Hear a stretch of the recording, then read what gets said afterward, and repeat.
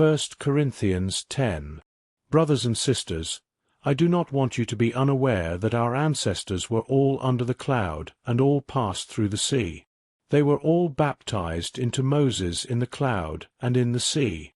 They all ate the same spiritual food, and drank the same spiritual drink. For they drank from the spiritual rock that followed them, and that rock was Christ. Nevertheless, God was not pleased with most of them, and they were struck down in the wilderness. Now these things took place as examples for us, so that we would not crave evil things as they did. Do not be idolaters, as some of them were. As it is written, the people sat down to eat and drink and rose up to play. Let us not commit sexual immorality, as some of them did, and in one day 23,000 fell. Let us not test Christ, as some of them did, and were destroyed by serpents. And do not grumble, as some of them did, and were destroyed by the destroyer. These things happened as examples, and they were written for our instruction, upon whom the end of the ages has come. So if you think you are standing firm, be careful that you do not fall. No temptation has overtaken you except what is common to humanity. And God is faithful. He will not let you be tempted beyond what you can bear, but with the temptation He will also provide a way of escape, so that you may be able to endure it. Therefore, my beloved, flee from idolatry. I speak to you as wise people. Judge for yourselves what I say. The cup of blessing that we bless, is it not a sharing in the blood of Christ? The bread that we break, is it not a sharing in the body of Christ?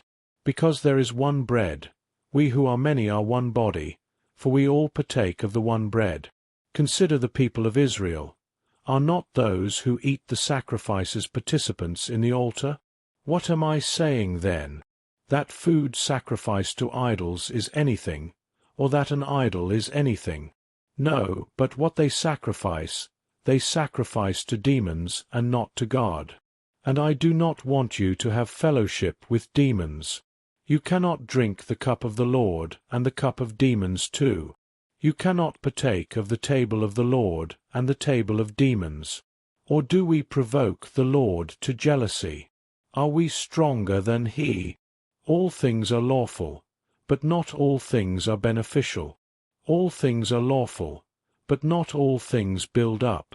No one should seek their own good, but the good of their neighbor. Eat anything sold in the market without raising questions of conscience. For the earth is the Lord's, and everything in it.